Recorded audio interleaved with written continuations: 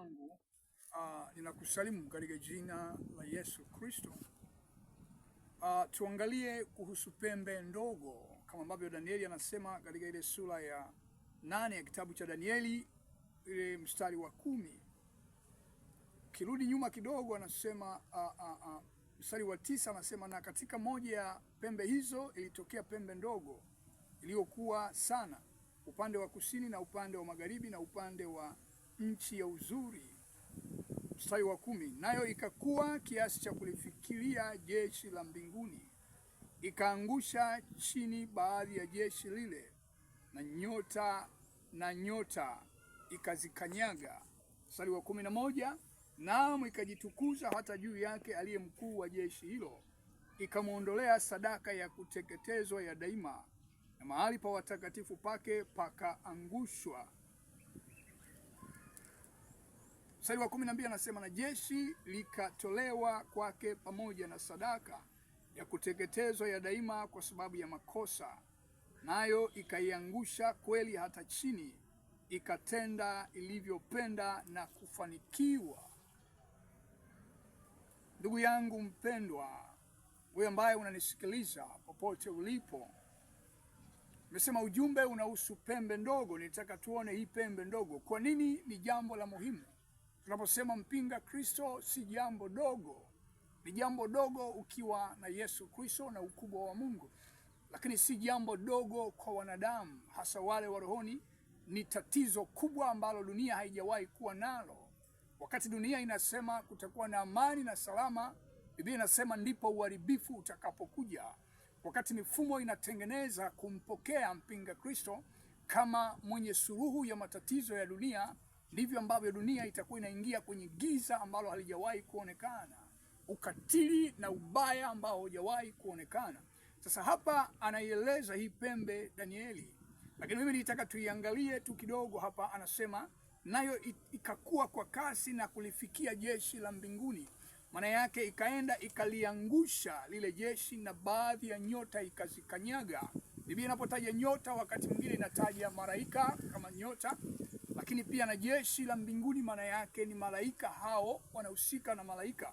Sasa hapa nikawa na tafakari kwamba jeshi la mbinguni ni lipi.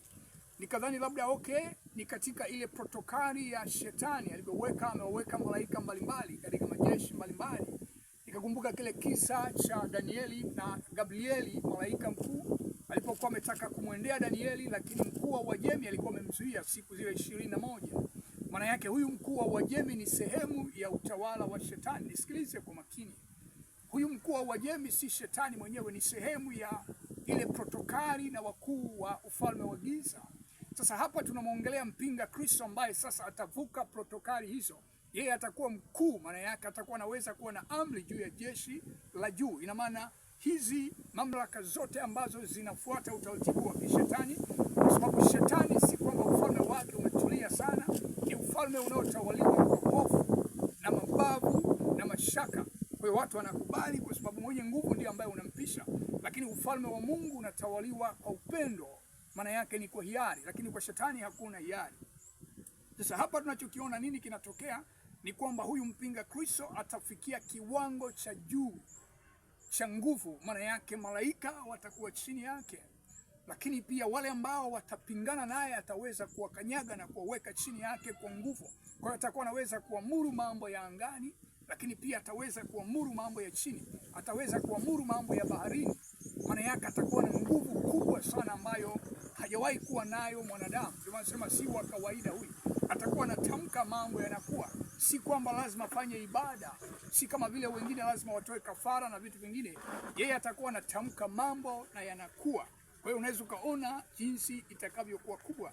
Lakini wakati natafakari hiyo kwa habari ya upande wa pili, nikakumbushwa tu hicho kisa cha Gabrieli, malaika mkuu, na yule mkuu wa Uajemi.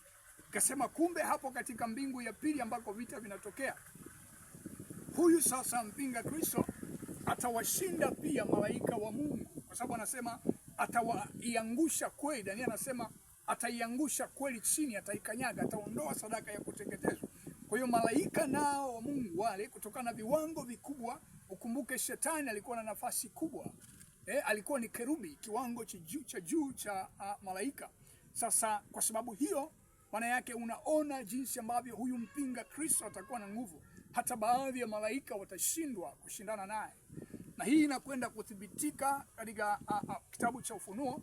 Anasema baada ya wale mashahidi wawili katika miaka 3.5 ya kwanza katika ile 7, wale Musa na Elia watakapokuja waihubiri Injili Yerusalemu, ndipo yeye sasa atakuja, atawaua. Wanadamu watashindwa kuwaua, kwa sababu ukiwaendea moto unatoka unakula. Ukiwaendea maana yake wanaweza kuita hata wanyama wakakuangamiza, lakini yeye atakapoinuka atawaua. Sasa unauliza kuwaua vipi? Maana yake nguvu yake si nguvu ya kawaida, ni nguvu kubwa ambayo yuko nayo.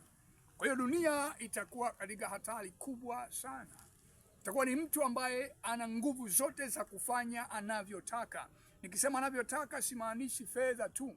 Maana yake anaweza kukutenda chochote, kukugeuza chochote, kuita upepo ukaja ukaharibu, kuita maji yakaja yakaharibu, kuita moto ukaja ukaharibu.